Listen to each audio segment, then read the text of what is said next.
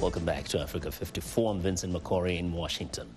Uganda has launched a Chinese-built hydropower dam in the eastern part of the country, which will improve access to power, but at the cost of the local environment. The $568 million Simba hydropower dam will cut electricity costs and put more Ugandans on the power grid in a country where less than 30% of the population has access to power. But as Halima Athmani reports from Kayunga, the dam comes at a price for the local people and ecology.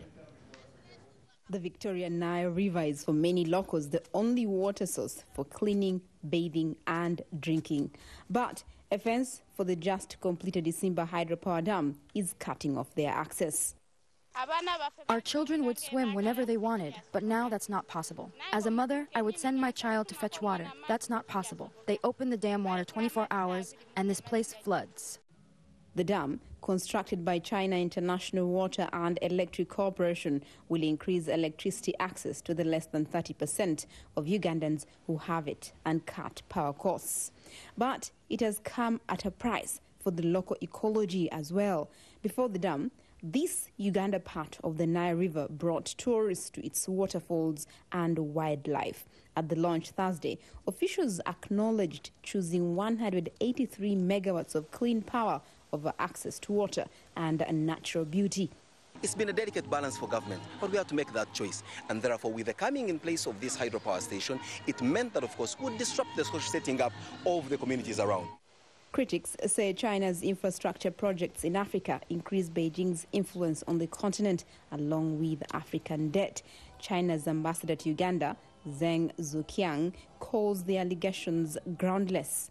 On the contrary, in pursuing cooperation, China values sincerity, friendship, and equality, pursue common interests, win-win cooperation, and put friendship first.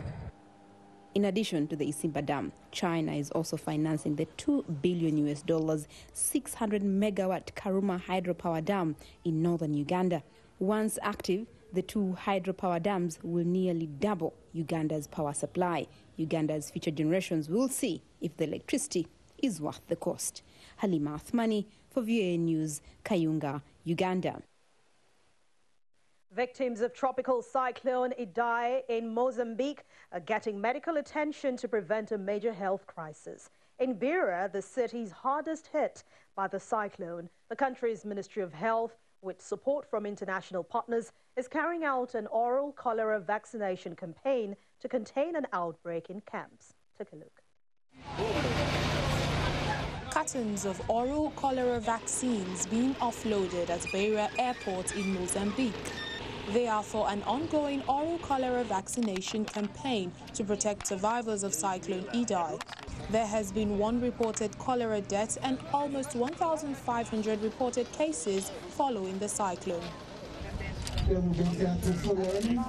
The Mozambique Ministry of Health is carrying out the campaign with support from international health agencies such as the World Health Organization, UNICEF, among others. The WHO is supporting the Ministry of Health to coordinate the exercise. Following the cyclone, a lot of the infrastructure was damaged, so people have limited access to clean water and sanitation, and the vaccine, this oral cholera vaccine, will help protect them from cholera. The World Health Organization has also deployed experts to expand the emergency response of the people in Beira. The Regional Director for Africa, Dr. Matshidiso Moeti, visits the area to take a first-hand look at response efforts in hospitals and health centers. We have had some cases of cholera, and we are going to be working to support the government, working with the other partners to vaccinate the population so that we can contain this epidemic of cholera. We are committed to doing everything that we can to support the recovery, most importantly to minimize the illness and loss of life due to this outbreak. And we will always be here as long as we are needed to provide support. There have been regular outbreaks in Mozambique over the past 5 years. About 2,000 people were infected in the last outbreak, which ended in February 2018. Since the current outbreak, 9 cholera treatment centers have admitted patients, most of them in settlement camps, where hundreds of displaced people are taking refuge.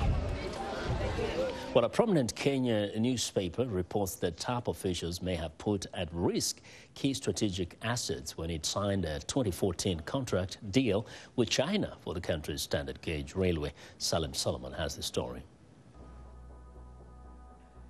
As it winds through Kenya's lush national parks, the standard gauge railway, the country's largest infrastructure project since independence, seems like a symbol of progress. Some experts argue the railway will support Kenya's long-term development. The standard gauge railway is a real game changer. And now you have a railway where you can get on a train and you can arrive at the other end in 5 hours. The railway connects Nairobi and Mombasa, Kenya's 2 largest cities. Before the SGR, it took 10 to 15 hours to drive between the cities on a stretch of poor roads. That is completely game-changing for people movement, but I think perhaps more importantly for goods movement. But a new report by the Daily Nation, Kenya's largest independent newspaper, suggests a hidden cost.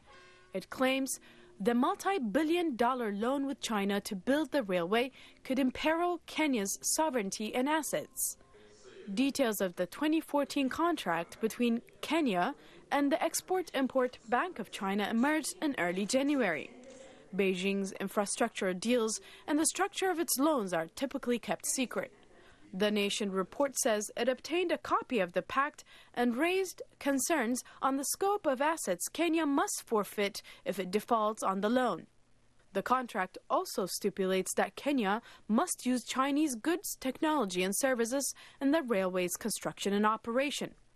A confidentiality clause prohibits the Kenyan government from disclosing the terms of the contract without Beijing's expressed written consent. The excerpts provide some of the most tangible evidence to date that Beijing may engage in what critics characterize as debt trap diplomacy, lending designed to force countries into handing over land, minerals, and strategic assets when they default on a loan. The Nation didn't reveal how it acquired the contract nor how it determined its authenticity. But language in the document closely matches contracts VOA reviewed for projects tied to the Belt and Road Initiative, China's trillion-dollar global infrastructure plan in Serbia, Kyrgyzstan, and Guyana. These contracts suggest the terms of the Kenya loan may reflect Beijing's lending practices across Africa and beyond. Since launching in 2017, the SGR has been marred by allegations of corruption, racism, and poor management. Both Kenyan and Chinese officials have faced criminal charges. President Uhuru Kenyatta pushed back against claims that Chinese lending has hurt the country. My friends, we are ahead of our payment schedule. We are not tied to any country, but we are working together with those who appreciate and understand Kenya's developmental needs, China being one of them. China is a very, very strong supporter of Kenya's development agenda. He added that Kenya will continue to borrow for development. I'm Salim Solomon for VOA News, Washington. Well, that's our show for today. You can find all the continent's top news and world news online at voaafrica.com. Now, check it out. I'm Vincent McCory in Washington, and Nwangudo has our last word from Lagos.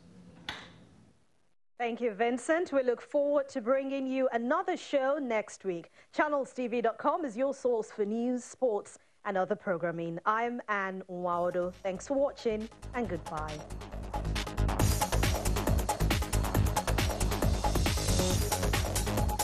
Thank you.